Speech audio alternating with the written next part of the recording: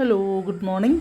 അപ്പോൾ ഇന്നത്തെ പവിത്രത്തിൻ്റെ കഥ പറയുകയാണെങ്കിൽ നമ്മുടെ രാധയുടെ അമ്മ ശ്രീകാര്യം ശ്രീനിവാസനെ കാണാൻ വേണ്ടി വന്നിട്ട് അങ്ങനെ വിക്രമും ജോസഫും കൂടെ കാണുകയാണ്. അപ്പോൾ ഇങ്ങനെ പറയുകയാണ്, രാധ ഭ്രാന്ത് പിടിച്ച പോലെയാണ് വിക്രമിൻ്റെ പിന്നാലെ നടക്കുന്നത്. നീ അറിഞ്ഞോ അറിയാതെ അവളുടെ ഉള്ളിലേക്ക് ആഗ്രഹങ്ങൾ കൊടുക്കണം. നീ ഒന്നാമത് നിൻ്റെ ഭാര്യയെ സ്നേഹിക്കുന്നില്ല, അത് അവൾക്കറിയാം. അതുകൊണ്ട് അപ്പോൾ ഇന്നല്ലെങ്കിൽ നാളെ അവൾക്ക് നീ സ്വന്തമാവുമെന്ന് പറഞ്ഞിട്ടാണ് നടക്കുന്നത്. അതെന്തായാലും എനിക്ക് സമ്മതിച്ചു കൊടുക്കാൻ പറ്റില്ല. അതുകൊണ്ട് സാറിനെ കണ്ടിട്ട് അതിനെന്തെങ്കിലും ഒരു പോംവഴി കാണണം. ഒന്നില്ലെങ്കിൽ നീ അവളുടെ കണ്ണെത്താത്ത ദൂരത്ത് എവിടെയെങ്കിലും പോകണം, അല്ലെങ്കിൽ അവളെ ആരെങ്കിലും കല്യാണം കഴിക്കണം. അതിനുവേണ്ടി സാറിനോട് അപേക്ഷിക്കാൻ വേണ്ടി വന്നതാണ് എന്നൊക്കെ പറയും. അപ്പോൾ വിക്രം പറയുന്നുണ്ട്, ഞാനൊരു തെറ്റും ചെയ്യുന്നില്ല, ഞാൻ അറിഞ്ഞോ അറിയാതോ പോലെ ഞാൻ അവളെ സ്നേഹിക്കണമെന്ന് ഞാൻ പറഞ്ഞിട്ടില്ല എന്ന് പറയും. നീ പറഞ്ഞിട്ടില്ലായിരിക്കാം, എനിക്ക് മനസ്സിലാവും. പക്ഷെ അവൾ അങ്ങനെയല്ല, ഒരു പൊട്ടിക്കാളിയാണ്. നീ ഒരു പെൺകുട്ടിയെ താലി കെട്ടി കൊണ്ടുവന്നു, പക്ഷേ അതുകൊണ്ട് നീ അവളെ ഭാര്യയാക്കും എന്ന് ഭാര്യയെപ്പോലെ അല്ല കാണുന്നത് അവൾക്ക് അറിയാം. അപ്പോൾ അവളുടെ മനസ്സിൽ ഇന്നല്ലെങ്കിൽ നാളെ നീ അവളുടെ ജീവിതത്തിലേക്ക് ചെല്ലും എന്നാണ് അവളുടെ വിചാരം എന്നൊക്കെ ഇങ്ങനെ പറയുകയാണ് കേട്ടോ നമ്മുടെ രാധയുടെ അമ്മ. അപ്പോൾ അതൊക്കെ പറഞ്ഞ് മനസ്സിലായി. അപ്പോൾ ഇവൻ പറയും, ഞാൻ അങ്ങനെ മനസ്സിൽ പോലും വിചാരിച്ചിട്ടില്ല എന്നൊക്കെ പറയുകയാണ്. കുറേ അങ്ങോട്ടും ഇങ്ങോട്ടൊക്കെ വാക്ക് തർക്കമൊക്കെ ആവും കേട്ടോ. പക്ഷേ വിക്രം വളരെ ഇതോട് കൂടിയിട്ട് തന്നെയാണ് സംസാരിക്കേണ്ടത്. നീ അങ്ങോട്ട് അവളെ പറഞ്ഞ് മനസ്സിലാക്കിയേ പറ്റുള്ളൂ, ഇല്ലെങ്കിൽ ഇനി ഞാൻ ശ്രീനി സാറിനെ കാണാൻ വേണ്ടി വരും. രണ്ടിലേതെങ്കിലും ഒന്ന് ഞാൻ തീരുമാനിക്കും എന്നൊക്കെ പറയും. എനിക്കും പ്രായമായി വരികയാണ്, നാളെ അവൾ ഈ പ്രാന്തം പിടിച്ച് നടക്കുന്നത് കാണാൻ എനിക്ക് വയ്യ. എൻ്റെ കാലം കഴിഞ്ഞ് കഴിഞ്ഞാൽ നിനക്കറിയോ, അച്ഛൻ അവളെ നോക്കുന്നില്ല, അച്ഛൻ്റെ കാര്യമൊക്കെ നിനക്കറിയുന്നതല്ലേ. അപ്പോൾ അവളുടെ അവസ്ഥ എന്താവും, ഇങ്ങനെ നിന്ന് മുരടിച്ച് അവളുടെ ജീവിതം നശിച്ചു പോവില്ലേ എന്നൊക്കെ ഇങ്ങനെ പറയുകയാണ് കേട്ടോ. അപ്പോൾ അതുകൊണ്ട് നീ എന്തെങ്കിലും ഒന്ന് തീരുമാനിക്കണം വിക്രം, അല്ലാതെ ഇങ്ങനെ പോയി ശരിയാവില്ല എന്നൊക്കെ പറയാം. അവിടെ രാവും പകലില്ലാണ്ട് വീട്ടിൽ കയറി വരുന്ന സമയത്ത് അവളെ ഇറക്കി വിട്ടാൽ മതിയായിരുന്നു. അല്ലെങ്കിൽ നീ അവളെ കൂടെ ഉണ്ട് എന്നുള്ളൊരു വിശ്വാസമാണ് അവൾക്ക്. അതൊക്കെ മാറ്റിയേ പറ്റുള്ളൂ എന്നൊക്കെ പറയാണ്. ഓരോരുത്തരിങ്ങനെ ഇറങ്ങിയിരിക്കുകയാണ്. ഒരു പെൺകുട്ടിയുടെ ജീവിതം നശിച്ചു, പിന്നെ ഇവളുടെയും എന്നൊക്കെ പറയാണ്. വിക്രമിനെ നല്ലോണം കൊള്ളുന്നുണ്ട് ഈ പറയുന്നുണ്ട്. പക്ഷെ അവൻ പറയുന്നുണ്ട്, ഞാൻ അങ്ങനെയല്ല അവളെ കാണുന്നത് എന്നുള്ളത് അവൻ പറയുന്നുണ്ട്. പക്ഷെ സമ്മതിച്ചു കൊടുക്കട്ടെ. അങ്ങനെ അത് കഴിഞ്ഞിട്ട് അവർ പോയില്ലെങ്കിൽ ഇനി ഞാൻ ശ്രീനി സാറെ കാണാൻ വരുമെന്ന് പറഞ്ഞിട്ടാണ് രാധയുടെ അമ്മ അവിടുന്ന് പോണത് കേട്ടോ. അത് കഴിഞ്ഞ് പിന്നെ രാധയെ തിരുത്താൻ നോക്കുന്നുണ്ട് ജീന, ഒരു ട്രാൻസ്ജെൻഡർ ഉണ്ടല്ലോ ഇവരുടെയൊക്കെ ഒരു കൂട്ട്. ആ കുട്ടിയും ഓട്ടോ ഡ്രൈവറാണ്. അപ്പോൾ അവൾ ജീന ഇങ്ങനെ പറയുന്നുണ്ട്, രാധ നീ ഒന്ന് മനസ്സിലാക്കുക, നീ എന്താ ഇങ്ങനെ, നീ എന്തായാലും നീ പറയുന്ന പോലെ ഒരു കുട്ടിയല്ലേ, വളരെ നല്ല ഒരു പെൺകുട്ടിയാണ്. നീ പറഞ്ഞപ്പോൾ ഞാൻ വിചാരിച്ചിരുന്നു അവൾ ശരിയല്ല എന്നാണ് ഞാൻ വിചാരിച്ചത്. പക്ഷേ വളരെ നല്ല കുട്ടിയാണ്, നല്ല മെച്വേർഡാണ് അവൾ, നന്നായി നല്ല ആളുകളോട് നന്നായി പെരുമാറാനൊക്കെ അറിയാം എന്നൊക്കെ പറയാം. അപ്പോൾ രാധയ്ക്ക് ഒന്നും ഇഷ്ടപ്പെടാൻ ഇപ്പോൾ ഞാനെന്താ വേണ്ടത്, അവളെന്തെങ്കിലും ആയിക്കോട്ടെ, എനിക്ക് വിക്രമേട്ടനെ ഇഷ്ടമാണ്. വിക്രമേട്ടന് എന്നോട് അങ്ങനെ പറഞ്ഞെങ്കിൽ എനിക്കറിയാം, ഈ ലോകം മുഴുവൻ ഞാൻ വിളിച്ചു പറഞ്ഞു ഞാൻ വിക്രമിൻ്റെ പെണ്ണാണെന്ന് വിളിച്ച് പറഞ്ഞു. അതുകൊണ്ട് ആരും എന്നോട് വളരെ മോശമായിട്ടോ അല്ലെങ്കിൽ പ്രേമാഭ്യർത്ഥന ആരും നടത്തില്ല എന്നൊക്കെ പറയാം. നമുക്ക് പ്രാന്താണ് തലയ്ക്ക്. നീ ഒന്ന് ആലോചിച്ച് നോക്കി, ഇന്നല്ലെങ്കിൽ നാളെ ഇനിയിപ്പോൾ അവർ രണ്ട് തരത്തിലാണെങ്കിലും നാളെ ഒന്നിക്കില്ല എന്ന് എങ്ങനെ പറയാൻ പറ്റും എന്നൊക്കെ ഈ കുട്ടിയും ഈ രാധയ്ക്ക് പറഞ്ഞ് മനസ്സിലാക്കി കൊടുക്കണ്ടേ. എന്തൊക്കെ ആര് പറഞ്ഞു കഴിഞ്ഞാലും ഈ പെണ്ണിങ്ങനെ കേൾക്കാൻ ഒരു ഇൻട്രസ്റ്റും ഇല്ല പെണ്ണിന്. അങ്ങനെ നിൽക്കുമ്പോൾ കാണാം വിക്രമിനെ കണ്ടോ എൻ്റെ മനസ്സ് ഞാൻ വിക്രമേട്ടനെ കാണുമെന്ന് ഞാൻ ആഗ്രഹിച്ചു, അപ്പോഴേക്കും കണ്ടോ വിക്രമേട്ടൻ വന്നത് കണ്ടോ. അതാണ് അങ്ങനെയാണ് മനസ്സുകൊണ്ട് വിക്രമേട്ടനെ വിളിച്ചു വരുന്നത് കണ്ടോ. അത് പ്രേമിക്കുന്നവർക്കേ പറ്റുള്ളൂ എന്നൊക്കെ അങ്ങനെ പറയും. നിന്നോട് അത്ര പറഞ്ഞിട്ടും കാര്യമില്ല എന്ന് പറയും. അപ്പോഴേക്കും വിക്രം വന്ന് നിൽക്കുമ്പോൾ ജീന പറയും, നിങ്ങൾ സംസാരിക്കും, ഞാൻ അങ്ങോട്ട് പോകാറുണ്ട്. ജീന അങ്ങോട്ട് പോകും കേട്ടോ. ജീന അങ്ങോട്ട് പോകുന്ന സമയത്ത് കുറേ പറഞ്ഞ് മനസ്സിലാക്കുന്നുണ്ട് നമ്മുടെ വിക്രം. അതിൻ്റെ ഇടയ്ക്ക് നമ്മുടെ വേദ പുറത്തിങ്ങനെ ഇരിക്കുന്നുണ്ടാവും. അപ്പോൾ വിക്രം വരുന്നതിന് മുന്നെയാണ് അപ്പോൾ വേദ ആ ഒരു പ്ലേസിലിരിക്കുമ്പോൾ നമ്മുടെ കമലാമ്മ വരികയാണ്, മോളേന്ന് വിളിച്ചിട്ട് വരികയാണ്. അപ്പോൾ വേദയുടെ കയ്യിൽ ഈ മാഷ് കൊടുത്ത പെണ്ണിൻ്റെ പെട്ടി കയ്യിലിരിക്കുന്നുണ്ട് കേട്ടോ. അപ്പോൾ പറയും, മോൾക്ക് വിഷമായോ മാഷ് അങ്ങനെ പറഞ്ഞത് പറയുമ്പോൾ ഇല്ല, പക്ഷേ മാഷ് പറഞ്ഞത് ശരിയാണ് എന്ന് പറയും. അപ്പോൾ പറയും, മോളൊന്നുകൊണ്ട് വിഷമിക്കരുത്, പക്ഷെ ഞാനത് മാഷോട് ചോദിച്ചിട്ടായിരുന്നു വേണ്ടിയിരുന്നത്, അത് പൈസ അടയ്ക്കാൻ അത് ഞാൻ ചെയ്തില്ല, എൻ്റെ അടുത്ത് വന്ന തെറ്റാണ് എന്നൊക്കെ പറയാണ് കേട്ടോ. സാരില്ല മോളെ, ചില സമയത്ത് എനിക്ക് തോന്നും മാഷ്ക്ക് ഭയങ്കര അഹങ്കാരമാണ് എന്നുള്ളത് തോന്നും. കാരണം ഈ പ്രായത്തിലും ഈ കുടുംബം ഇങ്ങനെ കൊണ്ടുപോകുന്നുണ്ടല്ലോ, വയ്യ, എപ്പോഴും ശരീരം കൊണ്ട് വയ്യ എന്ന് പറയും.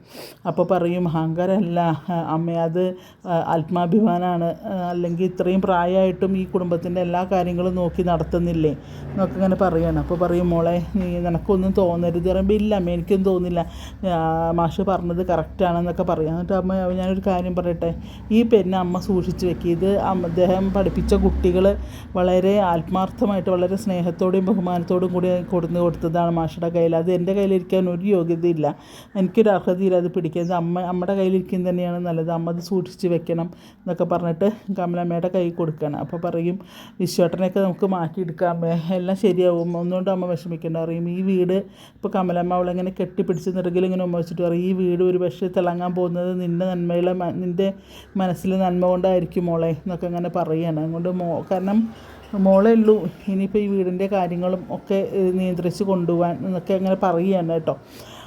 അത് കഴിഞ്ഞിട്ടാണ് പിന്നെ എന്താ പറയുക, നമ്മുടെ ജീനയും ആദ്യം തമ്മിലുള്ള സംഭാഷണം. അപ്പോഴേക്കും വിക്രം അവിടെ വരും. വിക്രം വന്നിട്ട് പറയും എന്താ നിൻ്റെ ഉദ്ദേശം എന്ന് ചോദിക്കുക. പറയും ഞാനിപ്പോൾ ഉണ്ട് വിചാരിച്ചതുള്ളൂ വിക്രമേട്ടനെ. അപ്പോഴേക്കും വിക്രമേട്ടൻ എത്തിയല്ലോ എന്നറിയാം. അപ്പോൾ അങ്ങനെ അങ്ങോട്ടും ഇങ്ങോട്ടും പിന്നെ സംസാരിക്കും. ഞാൻ എപ്പോഴെങ്കിലും നിന്നോട് ഞാൻ നിന്നെ സ്നേഹിക്കുന്നുണ്ടെന്ന് പറഞ്ഞിട്ടുണ്ടോ? ഇല്ലല്ലോ. അറിയുമ്പോൾ എന്തിനാ പറയണേ, എനിക്ക് വിക്രമേട്ടനെ അത്രയ്ക്ക് ഇഷ്ടമാണല്ലോ എന്നൊക്കെ പറയും. അപ്പോൾ പറയും നിൻ്റെ സ്ഥാനത്ത് ഒരാണ് പിന്നെ എൻ്റെ പിന്നാലെ നീ നടക്കുമ്പോൾ നിൻ്റെ പിന്നാലെ ഒരാണ് നടന്നു കഴിഞ്ഞാൽ നിൻ്റെ അവസ്ഥ എന്തായിരിക്കും എന്നൊക്കെ അങ്ങോട്ട് തിരിച്ച് ചോദിക്കുകയാണ്. അങ്ങോട്ട് എന്തൊക്കെ പറഞ്ഞാലും ഈ പെണ്ണിന് ഇത് മാത്രമേ പറയുള്ളൂ, വിക്രമേട്ടനല്ലാണ്ട് വേറൊരാളെ ഞാൻ സ്നേഹിക്കില്ല, വിക്രമേട്ടനേ ഉള്ളൂ എനിക്കിഷ്ടം, വിക്രമേട്ടനോട് ഉള്ള ഇത് വേറെ ആരോടും എനിക്കില്ല, അങ്ങനെ ഇങ്ങനെ പറയുന്നത്. നിനക്ക് ഞാൻ എത്ര പറഞ്ഞത് നിനക്കെന്താ മനസ്സിലാവില്ലേ? ഞാൻ എത്ര വട്ടം നിന്നോട് പറഞ്ഞിരുന്നു. ഇന്ന് നിൻ്റെ അമ്മ എന്നെ കാണാൻ വന്നിട്ടുണ്ടായിരുന്നു, നിൻ്റെ അമ്മയുടെ കുറേ കരഞ്ഞ് നിലവിളിക്കുകയൊക്കെ ചെയ്തു നിൻ്റെ കാര്യം ഓർത്തിട്ട്. അവരുടെ അവസ്ഥ നീ ഒന്ന് മനസ്സിലാക്കരുത്, നീ എന്തിനാണ് ഇങ്ങനെ പിറകെ നടക്കുന്നത് എന്നൊക്കെ ചോദിക്കുകയാണ്. അപ്പോൾ പറയും ഞാൻ നടക്കും, എൻ്റെ മരണം വരെ ഞാൻ നടക്കും, അങ്ങനെയാണ് ഇങ്ങനെയാണ് അതാണ് ഇതാണ് എന്നൊക്കെ പറയും. അപ്പോൾ വിക്രം പറയും നിൻ്റെ അമ്മ പറഞ്ഞത് നിനക്കറിയില്ല, അവർക്ക് നീ കുടുംബമായി ജീവിക്കുന്നതാണ് ആഗ്രഹം, അല്ലാണ്ട് നീ ഇങ്ങനെ എന്നെ പ്രാന്തം പിടിച്ച് നടക്കല്ലേ എന്നൊക്കെ ഇങ്ങനെ പറയുന്നുണ്ട് കേട്ടോ. അപ്പോൾ അങ്ങനെ കുറേ പറയും. അങ്ങോട്ട് നീ മുതൽ ഇത് നിർത്തിക്കോ, എനിക്ക് നിന്നെ ഇഷ്ടമല്ല എന്നങ്ങനെ വിക്രം മുഖത്ത് നോക്കി പറയുമ്പോൾ അവളങ്ങനെ കോളറിന് കയറി പിടിക്കുകയാണ്. അല്ലെങ്കിൽ ജീന അപ്പോഴേക്കും അവിടെ വരും. അപ്പോൾ ജീന വിളിക്കേണ്ടി അതേന്ന് പറഞ്ഞ് വിളിക്കുകയാണ്. അപ്പോൾ പറയുക നിങ്ങളെ ഒരു കാര്യം മനസ്സിലാക്കണം, എന്തൊക്കെ പറഞ്ഞാലും എന്നെ ഇഷ്ടമല്ല എന്ന് മാത്രം നിങ്ങൾ പറയരുത് എന്നൊക്കെ പറയും. ഞാൻ ഇനി വരും, ഞാൻ ഇനിയും പിന്നാലെ നടക്കും, അതാണ് ഇതാണെന്നൊക്കെ കുറേ ഈ ഒരു മനുഷ്യന് മനസ്സിലാവുന്ന രീതിയിലൊക്കെ പറഞ്ഞു കൊടുക്കുന്നുണ്ട്. ഞാൻ എന്താ ചെയ്യേണ്ടത്, നിന്നോട് ഞാൻ അങ്ങനെ പെരുമാറിയിട്ടുണ്ട് എപ്പോഴെങ്കിലും, നീ എന്തിനാണ് എൻ്റെ പിറകെ ഇങ്ങനെ നടക്കുന്നത് എന്നൊക്കെ പറയുകയാണ്. അപ്പോൾ പറയും അങ്ങനെ കുറേ സംസാരിച്ച് കഴിഞ്ഞിട്ട് അവസാനം അവൾ ഓട്ടോ എടുത്തിട്ട് പോവുകയാണ്. അപ്പോൾ പറയും എന്നെ ഒരു ആൺകുട്ടി എന്നെ നോക്കില്ല, കാരണം ഞാൻ വിക്രമിൻ്റെ പെണ്ണാണെന്ന് ഈ ലോകം മുഴുവൻ അറിയാം, എല്ലാവരോടും ഞാൻ വിളിച്ച് പറഞ്ഞുകൊണ്ടിരിക്കുന്ന സമയത്താണ് നിങ്ങൾ ആ വേദിയെ കല്യാണം കഴിച്ചുകൊണ്ട് വന്നത് എന്നൊക്കെ ഇങ്ങനെ പറയണം. പക്ഷെ അത് എന്തിൻ്റെ പേരിലായാലും വാക്ക് തർക്കത്തിൻ്റെ മുകളിൽ താലി കെട്ടിയതാണെങ്കിലും എനിക്കറിയാം നിങ്ങൾക്ക് അവളോട് ഇഷ്ടമല്ല എന്നുള്ളത് എന്നൊക്കെ പറയുകയാണ് കേട്ടോ. എന്തൊക്കെ പറഞ്ഞിട്ടും ഈ പെൺകുട്ടിക്ക് തലയിൽ കയറുന്ന ഒരു കൂട്ടമല്ല. അങ്ങനെ അവസാനം അവളെന്നെ ദേഷ്യം പിടിച്ച് ഓട്ടോറിക്ഷ എടുത്ത് പോവുകയാണ്. അപ്പോൾ ഇവനെ കാണുമ്പോൾ തന്നെ അവൾ ചോദിക്കുക നമുക്ക് ബീച്ചിലുണ്ടെങ്കിലും പോകാം, ഇതാണ് മനസ്സിൽ. ഇവൻ്റെ കൂടെ ഇങ്ങനെ കറങ്ങുക ഇതൊക്കെ തന്നെയാണ്. പിന്നെന്താ വെച്ചാൽ ഇവനൊരു ഗുണ്ടായതുകൊണ്ട് ആരും ഇവിടെ മെക്കിട്ട് കയറാനും വരില്ല, ആ ഒരു ഇതൊക്കെ ആയിരിക്കാം അവളുടെ മനസ്സിൽ. എന്തായാലും തമ്മിൽ തല്ലി അവസാനം ഓട്ടോ എടുത്തിട്ട് അവൾ പോകുന്നുണ്ട്. പോയി കഴിഞ്ഞപ്പോഴേക്കും ജീന വരുന്നു. ജീന വന്നിട്ട് പറയും വിക്രമേട്ട നമ്മൾ വിചാരിച്ച പോലെയല്ല, അവളുടെ മനസ്സാകെ പോയി കിടക്കുകയാണ് എന്നൊക്കെ ഇങ്ങനെ പറയും. അപ്പോൾ പറയും ഞാൻ എന്ത് ചെയ്യാനാണ് എന്നൊക്കെ ഇങ്ങനെ പറയുകയാണ് കേട്ടോ. അത് കഴിഞ്ഞ് പിന്നെ കാണിക്കേണ്ടത് നമ്മുടെ ശ്രീജ വയ്യാണ്ട് ഇങ്ങനെ തീരെ വയ്യാണ്ട് കട്ടിലിൽ കിടക്കുകയാണ്. അപ്പോൾ ദോശപ്പാട്ടും പാടി ഇങ്ങനെ വരുന്നുണ്ട് വിശ്വം. ദോശ നല്ല ദോശ, നെയ്ദോശ, അത് ദോശ ഈ ദോശ എന്ന് പറഞ്ഞൊക്കെ ദോശപ്പാട്ടും പാടി വരികയാണ്. അപ്പോൾ പറയും ശ്രീജയ് നീ പോയിട്ട് എനിക്കൊരു ചായ എടുത്തിട്ട് താ, എന്താ അറിയില്ല ഭയങ്കര പരവശം പോലെ എന്നറിയും. അപ്പോഴൊന്നും ശ്രീജ മിണ്ടാണ്ട് ഇങ്ങനെ ചുരുണ്ടുകൂടി കിടക്കുക കട്ടില്ല. അപ്പോൾ പറയും നിന്നോട് പറഞ്ഞത് കേട്ടില്ലേ, നീ എനിക്കൊരു ചായ എടുത്ത് താ, ഭയങ്കര പരവശം പോലെ, ഷുഗർ താഴ്ന്നുണ്ടോ എന്നൊരു സംശയം എന്നൊക്കെ പറയും. അപ്പോഴും ഒരു ശ്രീജൊന്നും പറയുന്നില്ല, അങ്ങനെ കിടക്കുക. അപ്പോൾ പറയും നീ എന്താ ഒന്നും പറയാത്ത ശ്രീജയ് എന്ന് പറയുമ്പോൾ പറയും എനിക്ക് തീരെ വയ്യ വിശ്വട്ട പറഞ്ഞിട്ട് ഇങ്ങനെ ചുമയ്ക്കൊക്കെ ചെയ്യും, എനിക്ക് തീരെ വയ്യ വിശ്വട്ട, എനിക്ക് വിശന്നിട്ട് വയ്യ അറിയും. അപ്പോൾ പോയിട്ട് വിശ്വട്ടിന് എനിക്ക് കുറച്ച് വെള്ളം എനിക്ക് ബ്രെഡ് എന്തെങ്കിലും വാങ്ങിച്ചുകൊണ്ട് പോവാം, ബ്രെഡും പഴവും വാങ്ങിച്ചോ, എനിക്ക് തീരെ വയ്യ അറിയാം. അതിന് പക്ഷേ അപ്പം അമ്മയോട് പറഞ്ഞിട്ട് നിനക്ക് ഇത്തിരി കഞ്ഞി എന്തെങ്കിലും ഉണ്ടാക്കാൻ അറിയാം, അമ്മ ഇവിടെ അല്ല, അമ്മ പിന്നെ എങ്ങോട്ടോ പോയിരിക്കുകയാണ് എന്ന് പറയും. അപ്പോൾ പറയാം നമ്മുടെ പരിപ്പ് ഇട്ടാക്കുന്ന പാത്രത്തിൽ പൈസ കാണും, ഞാനത് പോയി എടുക്കട്ടെ എന്ന് പറയുമ്പോൾ അതൊന്നുമില്ല, അതൊക്കെ നുള്ളിപ്പെറുക്കിയിട്ടാണ് അമ്മ പോയേണ്ടത്, വിശ്വട്ട് എന്തെങ്കിലും ചെയ്തിട്ട് എനിക്ക് വാങ്ങിക്കൊണ്ട് വന്ന് എനിക്ക് തീരെ വയ്യ വിശ്വട്ടാന്നൊക്കെ പറയണം. അപ്പോൾ പറയും മരുന്ന് വേണമല്ലോ, മരുന്ന് വേണ്ടേ എന്ന് ചോദിക്കുകയാണ്. വിശ്വ പറയും മരുന്ന് വേണം, എനിക്ക് തീരെ വയ്യ, മരുന്ന് വേണം, വിശ്വട്ടൻ എന്തെങ്കിലും ചെയ്യുക. പൈസയുടെ കാര്യത്തിലാണ് ഇപ്പോൾ ആകെ കൺഫ്യൂഷൻ. അപ്പോൾ ഇനിയിപ്പോൾ എന്ത് ചെയ്യും എന്നിങ്ങനെ പറയുകയാണ്. ചെല്ല് വിശ്വട്ടൻ എന്താ അങ്ങനെ ഇരിക്കുന്നത്, ചെല്ല് എന്ന് പറഞ്ഞിട്ട് ഇങ്ങനെ ശ്രീജ അങ്ങനെ നിർബന്ധിച്ച് പറഞ്ഞേക്കാണ്. അപ്പോൾ പറയുക എന്നാൽ ഞാൻ വേദോടൊന്ന് ചോദിക്കാം. അപ്പോൾ വേദം ഇങ്ങനെ നോക്കിയിരിക്കുകയാണ്, കാരണം ഇത് വേദയുടെയും ശ്രീജയുടെയും ഒരു കളിയാണ്. അപ്പോൾ വേദം ഇങ്ങനെ വരുമ്പോൾ കാരണം വിശ്വ വരുന്നുണ്ട് എന്നിട്ട് സ്വയം പറഞ്ഞ് ഫോൺ എടുത്തിട്ട് രേഷ്മ പറയൂ എന്താ, എന്നിട്ട് നീ എന്ത് ചെയ്തു എന്നൊക്കെ പറയും. അപ്പോൾ വിശ്വം വന്ന് പിന്നിൽ നിൽക്കുക, കാരണം 500 രൂപ വേദോട് ചോദിക്കാമെന്ന്, അത്യാവശ്യം സാധനം വാങ്ങി ബാക്കി കയ്യിലും പിടിക്കാമെന്നുള്ളതിലാണ് വരുന്നത്. അപ്പോൾ പറയാം നീ എന്താ ചെയ്ത് രേഷ്മ? അതെയോ, ഞാൻ അന്നേ പറഞ്ഞില്ലേ നിന്നോട്, എന്തിനാണ് ഒരു പണിക്കും തരത്തിനും പോകാത്ത ഒരു ഭർത്താവ് എന്തിനും നിനക്ക്, നീ അയാളെ ഡൈവേഴ്സ് ചെയ്യുക, ഇങ്ങനെ തിന്നാനും ഉറങ്ങാനും മാത്രമായിട്ട് എന്തിനും നിനക്കൊരു ഭർത്താവിനെ, നീ അയാളെ ഡൈവേഴ്സ് ചെയ്യുക, അയാളെ നിനക്ക് വേണ്ട പറയുമ്പോൾ എന്ന് പറഞ്ഞിട്ട് ഞെട്ടാണ് നമ്മുടെ വിശ്വം. അപ്പോൾ പറയും നീ അയാളെ ഡൈവേഴ്സ് ചെയ്യുക, അത് വേണ്ട നിനക്ക് എന്നൊക്കെ പറയാൻ കേട്ടോ. അപ്പോൾ പറയും എന്ന് പറയുമ്പോൾ ഇവള് നമ്മുടെ വേദ സ്വയം പറയുന്നുണ്ട്, കേൾക്കുന്നുണ്ടാണാവോ എന്നിങ്ങനെ പറയുന്നുണ്ട്. കേൾക്കാൻ വേണ്ടിയിട്ട് തന്നെ, വിശ്വം കേൾക്കാൻ വേണ്ടിയിട്ട് തന്നെയാണ് ഈ പറയുന്നത് മുഴുവനെ. അപ്പോൾ പറയും പിന്നെ എന്താണ്, നീ എന്തായാലും ഞാൻ പറഞ്ഞ പോലെ ചെയ്യടോ, നമുക്ക് തമ്മിൽ കാണാം കേട്ടോ, പിന്നെ എൻ്റെ അക്കൗണ്ടിൽ ഞാൻ പൈസ അല്ല, അല്ലെങ്കിൽ ഞാൻ കുറച്ച് കാശിട്ട് തന്നിരുന്നു നിനക്ക് എന്നൊക്കെ അങ്ങനെ പറഞ്ഞിട്ട് ഫോൺ കട്ട് ചെയ്യുക. ഓക്കെ എന്നാൽ കാണാമെന്ന് പറഞ്ഞിട്ട് കട്ട് ചെയ്യാണ്. കട്ട് ചെയ്യുമ്പോൾ വിശ്വം ഇങ്ങനെ നിൽക്കുന്നുണ്ടാവും. അപ്പോൾ പറയും എന്താ വിശ്വട്ട് എന്താ ഇവിടെ നിൽക്കണേ എന്നറിയും. അല്ല ശ്രീജയ്ക്ക് നല്ല സുഖമില്ല, ഞാൻ കണ്ടു കുറേ ഛർദ്ദിച്ചു രാവിലെ, വിശ്വട്ടൻ പോയിട്ട് മരുന്ന് എന്തെങ്കിലും പെട്ടെന്ന് വാങ്ങിയിട്ട് വാ എന്നറിയും. അപ്പോൾ മരുന്ന് വാങ്ങണം എന്നറിയും. അപ്പോൾ പിന്നെ ഇങ്ങനെ പൈസ ചോദിക്കുക. അപ്പോൾ എന്താ വിശ്വട്ടാക്കുമ്പോൾ അല്ല മരുന്ന് വാങ്ങണം ചെല്ലു, മരുന്ന് വാങ്ങും, ഞാൻ ശ്രീജയുടെ അടുത്ത് ഞാനിരിക്കാം, വിശ്വട്ടൻ പോയിട്ട് മരുന്നൊക്കെ വാങ്ങിയിട്ട് വാ എന്ന് പറഞ്ഞിട്ട് നമ്മുടെ വേദ നിർബന്ധിക്കുകയാണ് കേട്ടോ. അപ്പോൾ എന്നാൽ വിശ്വട്ടൻ വേഗം ചെല്ല് എന്നറിയും. ശരി പറഞ്ഞിട്ട് ഇങ്ങനെ പോക്കറ്റിലൊന്നുമില്ല, പോക്കറ്റിൽ തപ്പി പോവുകയാണ്. അത് കഴിഞ്ഞിട്ട് വേഗം അകത്തേക്കിട്ടു ശ്രീചർത്തി പറഞ്ഞിട്ട് വേഗം ചെല്ലും. അപ്പോൾ പറയും നമ്മളുടെ ഈ ഇത് വലിക്കുകയാണെങ്കിൽ രക്ഷപ്പെട്ടു എന്നറിയും.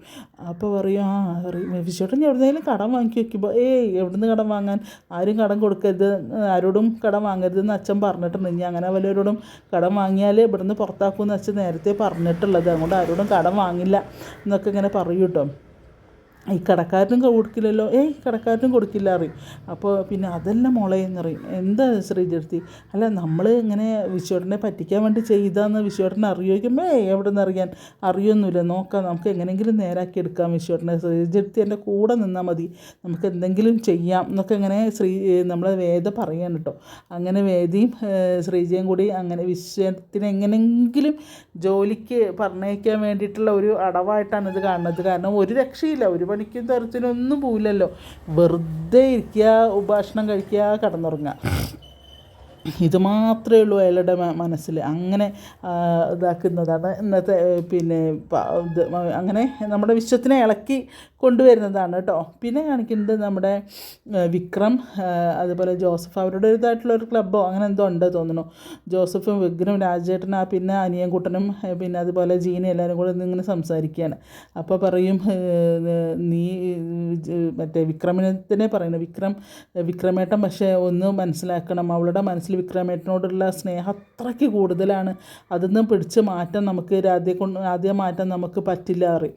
അപ്പോൾ ഈ വിക്രം പറയും ഞാനങ്ങനെ മനസ്സിൽ പോലും വിചാരിച്ചിട്ടില്ല, എന്നാലല്ലേ പലവട്ടം ഞാൻ അവൾക്ക് പറഞ്ഞ് മനസ്സിലാക്കി കൊടുത്തിട്ടുണ്ട്, എനിക്ക് അവളോട് ഒരു തരത്തിലുള്ള ഇഷ്ടമല്ല എന്ന് ഞാൻ പറഞ്ഞ് മനസ്സിലാക്കി കൊടുത്തിട്ടുണ്ട്, പക്ഷെ അവൾ അനുസരിക്കുന്നില്ല, ഞാനിനി എന്താ ചെയ്യുമ്പോൾ. പക്ഷേ ജീന പറയും ഞാനൊരു ആണും പിന്നെ എൻ്റെ ആണിൻ്റെ ശരീരം പെണ്ണിൻ്റെ മനസ്സായിരുന്നു എനിക്ക്, അതുകൊണ്ട് എനിക്കെല്ലാം അറിയാം, ഒരു പെണ്ണിൻ്റെ മനസ്സെന്താണെന്ന് എനിക്കറിയാം. അവൾ ഒരു ശരിക്കും പറഞ്ഞാൽ അവൾക്കൊരു സൈക്കാട്രിസ്റ്റിനെ കാണിക്കേണ്ട സമയമായിട്ടുണ്ട്. അതൊക്കെയാണ് അവളുടെ മനസ്സിൽ അങ്ങനെ ഒരു ഇഷ്ടം കടന്നു കൂടിയിരിക്കുകയാണ് വിക്രമേട്ടനോടുള്ളത് എന്ന് പറയും. അതൊരിക്കലും മാറ്റാൻ ഇനി പറ്റുമെന്ന് തോന്നണില്ല. പക്ഷെ വിക്രമേട്ടൻ ചെയ്യുന്നത് 2 പെൺകുട്ടികളുടെ ജീവിതമാണ് വിക്രമേട്ടൻ നശിപ്പിക്കുന്നത്. ഒന്ന് വേദയെ താലി കെട്ടിക്കൊടുന്നാലും ഇപ്പോഴും ഭാര്യയായിട്ട് അംഗീകരിച്ചിട്ടില്ല, ആ വീട്ടിലൊരു അധികപ്പറ്റിനെ പോലെയാണ് അവർ കഴിയുന്നത്. പിന്നെ രാധയുടെ കാര്യം വിപരീതം തന്നെയാണ് എന്നൊക്കെ ഇങ്ങനെ പറയുമ്പോൾ ഞാനിനി എന്താ ചെയ്യുക, ഞാൻ പറയാവുന്നതൊക്കെ പറയുന്ന രീതിയിലൊക്കെ പറഞ്ഞ് മനസ്സിലാക്കുന്നുണ്ട്, പക്ഷെ അവൾ അനുസരിക്കാത്തതിന് ഞാനിനി എന്ത് ചെയ്യും എന്നൊക്കെ ഇങ്ങനെ വിക്രം പറയുകയാണ്. പക്ഷേ ഇനി എന്ത്, അപ്പോൾ അതിൻ്റെ ഒരു ചർച്ചയും കാര്യങ്ങളൊക്കെയാണ് അവിടെ വിക്രമിൻ്റെയും വേദയുടെയും അവരുടെ ജീവിതം. അത് ഇനി എല്ലാവരും പറയുന്നത് ഇപ്പോഴും ഭാര്യയും ഭർത്താവിനെയും പോലെ അല്ല കഴിയുന്നത്. രണ്ടും രണ്ട് വ്യക്തികൾ, പിന്നെ ഇതിലാണ് അവരുടെ രണ്ടാളുടെയും യാത്ര. അതിൻ്റെ ഇടയ്ക്ക് നുഴഞ്ഞു കയറുന്ന രാധ. അപ്പോൾ അങ്ങനെയൊക്കെയാണ് ഇന്നത്തെ നമ്മളുടെ പവിത്രത്തിൻ്റെ കഥ പോണത്. അപ്പോൾ എന്തായാലും നമുക്ക് എന്താ പറയുക, ഇന്നത്തെ പവിത്രം എന്തായാലും നല്ല തിരക്കേടില്ലാത്ത രീതിയിൽ തന്നെയാണ് പോണത്. നല്ലൊരു സ്റ്റോറി കേട്ടോ, പറയാതിരിക്കാൻ പറ്റില്ല. നല്ല കഥയാണ് പവിത്രം. അതിലെ നടീനടന്മാരും വളരെ നല്ല ഇതാണ്. എന്തായാലും സെലക്ഷൻ നല്ലതാണ്, കഥയും ഇതുവരെയും നല്ല കഥ തന്നെയാണ് പോയിക്കൊണ്ടിരിക്കുന്നത്. നല്ല രീതിയിൽ അങ്ങോട്ട് ആരും മിസ്സാക്കരുത്, കാണുന്നെ വേണം. നല്ലൊരു കഥ. അതുപോലെ എൻ്റെ രാധാസ്വാമിലി കിച്ചൺ ആദ്യമായിട്ടാണ് കാണുന്നതെങ്കിൽ, എൻ്റെ കഥ ആദ്യമായിട്ട് കേൾക്കുന്നതാണെങ്കിൽ കുറേ മിസ്റ്റേക്സൊക്കെ വരുന്നുണ്ട്. ഞാൻ അതുകൊണ്ട് സോറി പറയുകയാണ്. കുറേ മിസ്റ്റേക്കുകൾ വരുന്നുണ്ട്. നമുക്കിപ്പോൾ ഡയലോഗ് മുഴുവനായിട്ടൊന്നും പറയാൻ പറ്റില്ല, എങ്കിലും എനിക്ക് പറ്റാവുന്ന രീതിയിലൊക്കെ ഞാൻ പറയുന്നതാണ്. അതുകൊണ്ട് നിങ്ങൾ ഇഷ്ടപ്പെടുകയാണെങ്കിൽ തീർച്ചയായിട്ടും എൻ്റെ ചാനലൊന്ന് സബ്സ്ക്രൈബ് ചെയ്ത് അതുപോലെ ബെല്ലൈക്കണൊക്കെ ഒന്ന് അമർത്തുക. Okay, thank you.